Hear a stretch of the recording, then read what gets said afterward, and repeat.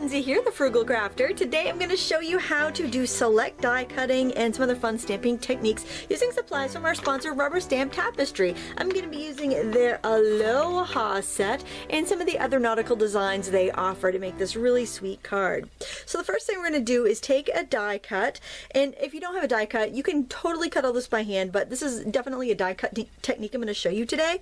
And what I'm doing here is I've got the die facing up, and I'm just going to trace around with a pencil the shape of my die. So I'm tracing on the inside of my die because I want most of these pencil lines to be cut out when I'm done, so I won't have to erase too much.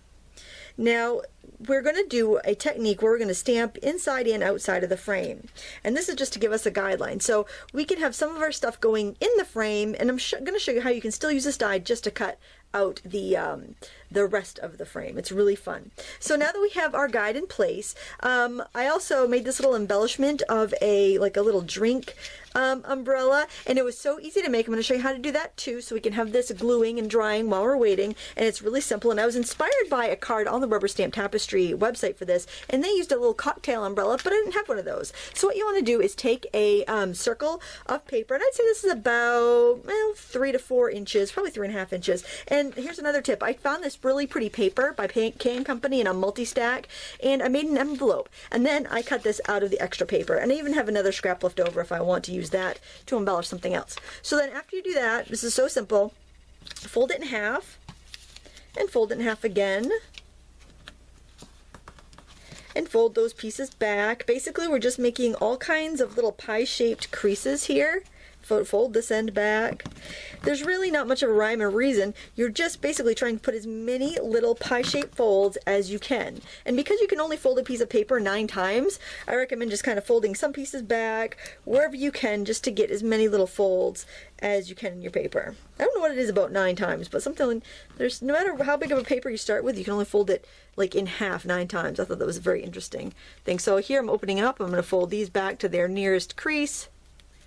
Really, you don't have to be perfect, because I mean, if you ever take a look at like little drink umbrellas, if you examine them up close, they're not perfect, but they give you the impression of a little umbrella, which is what we're going for, a little beach umbrella. Okay, now we're going to unfold it. Okay, and then, you know, I just like to kind of go through an accordion fold my little creases. You don't have to be perfect about it. So there we have the little umbrella top. And then I just cut down a little barbecue skewers, and I got these at the Dollar Tree. They're just some really cheap utility scissors, and I can trim these to whatever length I want with that. And I'm going to do a little dab of glue, and you can either use like a hot glue or a tacky glue, something that's going to marry well with the uneven surface in there. And then I'm just going to open this up and stick it right there in the center, and just gently flatten my umbrella down. You can open it up as much as you want, fuss it, make it look however you want. And then set that aside to dry. But I think that looks so cute, and it's so easy to do. Now we're going to do some stamping, and I think I'm going to have some stamping go over there, but I still think I'll be able to erase, so I'm not going to worry about that. I'm going to grab my stamps from the Aloha kit, and I have a bunch of ink pads kind of in front of me out of the camera range, and I'm going to zoom in a little bit so you can see what I'm doing really clearly. Now remember what I said about making a collage with our rubber stamps? We want to go with the biggest thing first. So I'm going to take this this pretty flower grouping, and I'm going to do 2 things. I'm going to ink it up first in an orange, and I'm using Sunkissed, and then I'm going to rock the edges in Melon Mambo. So I've got like an orange and a like a bright pink, and I'm going to stamp that overlapping my frame. Oh, that's pretty. I like that. I'm going to go in again with the Sunkissed, and again with my melon, and again I'm going to go in, and then I'm going to do one over here. So Sunkissed, rocking the edges in the melon, going to stamp straight down. Okay, then I think I might do some other colors. So I'm going to tap it on my baby wipe. I'm going to go in with some sunflower, which is a nice yellow, and then I think I'm going to rock it again in the melon because I like how bright that is. So I think I'll do one maybe over here, maybe off to the edge over there. That's pretty. Again, maybe do one, I'm just trying to think how far I want to bring out my die. I think I'll bring that one over here. And because 1, 2, 3, 4, 5, we've got 5 images of this, we can clean that off and set it aside. Now I'm going to go in with this palm frond, and I'm going to go in with a light green, and this is freshly cut grass, and then I'm going to do about half of it in beanstalk green. Use whatever colors you have. I'm just trying to keep it kind of like the colors in a vintage postcard, and keep in mind there's that little line on the side of your stamp to help you. So when you go to stamp, you want to kind of be planting that line up against where your flowers are, because like you want the greens kind of coming out from where your flowers are, so it kind of frames your flowers and is really pretty. And don't be shy about moving your head around, getting in there, looking, you know, get comfortable when you stamp. Make sure you can really see what you're stamping there. And I think I want a few more of those. I love foliage. And you could probably stamp a couple times if you wanted to, you know, and get a lighter shade, but I really want vivid colors on this. I think it's perfect for that. And I think I'm gonna do one right off the edge there. And you can go right off of the edge of your card too. I mean, that's totally fine. Okay, now let's see what we have. We've got this flower, which is really pretty. I think I want to do this in some teal, and again I want to do two colors, so I'm going in with a mermaid, which is like an aqua color, and then I'm rocking the edges in high dive, which is a more of a teal, and I'm going to stamp that twice, so I get a dark one and a light one. Do that same process again. 1, 2. You know, we can totally, there's so much ink on that stamp, we can get lots of inky goodness in there. And do I want any more of those? They're awfully pretty. What else do we have? I don't think, well, maybe we'll use that little bird. I'm not sure if I want to use that little bird or not. Actually, why don't we use that in brown? I think I will, actually, you know what, I'm going to ink it up in burnt orange and then ink it up in my brown, because I want my brown to be very lively. So I think I'll put that right down there. We've got a cute little bird. And then we've got some little accent berries there. And I think I'm just going to do those right with my, let's see, I think I'll do those with the burnt orange. We'll do some in burnt orange, and if that's not lively enough, then I can put in some magenta or something. I mean that mango. Melon mambo. Oh my gosh, having a hard time today. Just trying to put them where I feel like I need a little bit more warm color, and turn your block as you go. Make sure your registration mark is lining up well, and make sure you're not lining them up like little soldiers, because they're not little soldiers. I'm loving this. I feel that the card's very stark white though, and I want to add a little more color. So what I'm going to do is select a color. I think a mermaid would be nice. It's that light aqua color, and I'm going to grab a blending sponge, and then I'm going to come in from the edge and just add a little bit of color. These are fresh, brand new ink pads, so they're super juicy. For some reason, I think that like teal and like rusty orange reminds me so much of like the late 60s, early 70s. We went to Hawaii a few times. I went as a child a few times. I also like these ink pads. They are really spongy, and they're really soft for blending. So I went twice as a child, and then my husband and I went to Hawaii on our honeymoon. My goodness, what a gorgeous, gorgeous state. Oh, beautiful.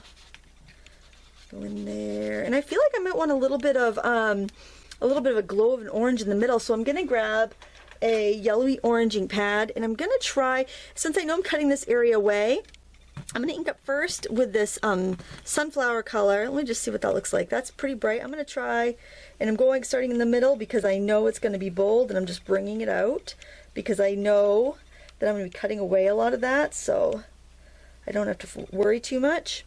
I think I might switch over to a color duster though, because I'm not getting the control that I want with that. So when that happens, I can go in with a color duster and have a lot more control. And then we don't have to worry about that white cardstock. And again, don't worry, that sloppy ink in the middle is not going to show. That's why you always start off of your card, or you start in some scrap.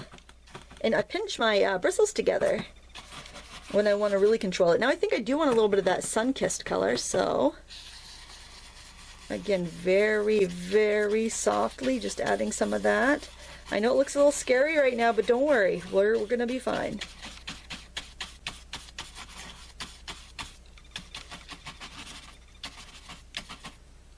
I feel like I want a little more warm glow in the foliage there.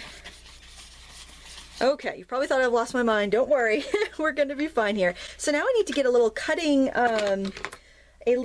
pad in my X-Acto knife so we can cut out certain areas of our design. Okay, I have my cutting pad here, and if you're more comfortable with scissors, you can use scissors. I'm going to go in here.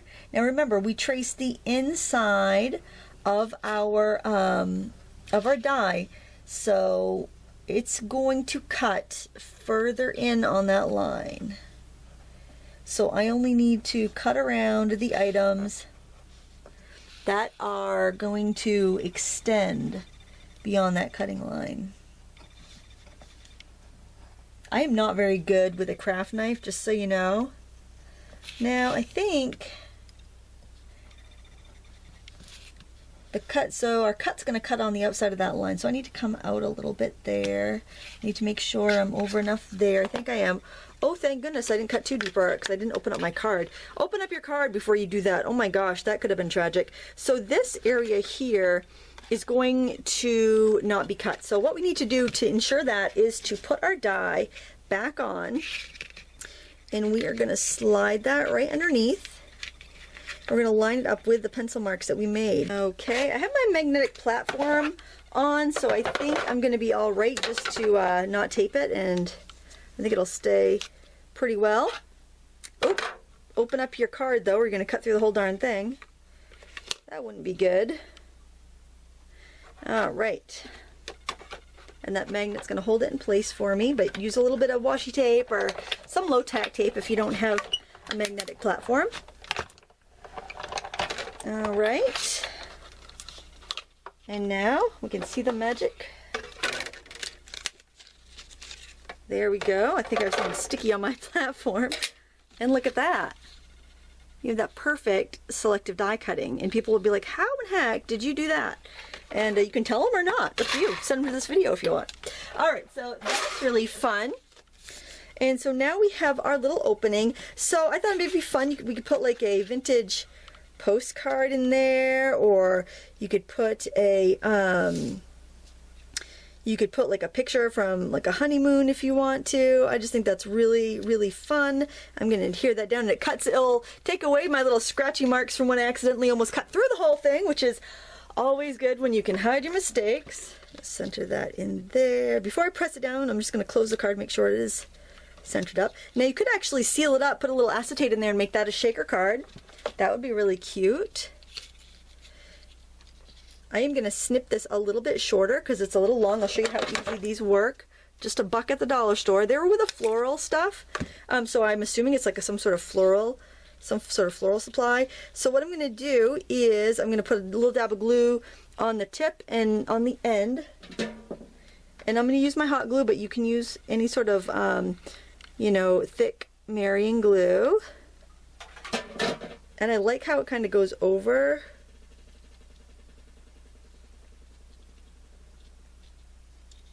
Whoops. Just hold it for a second so it can dry.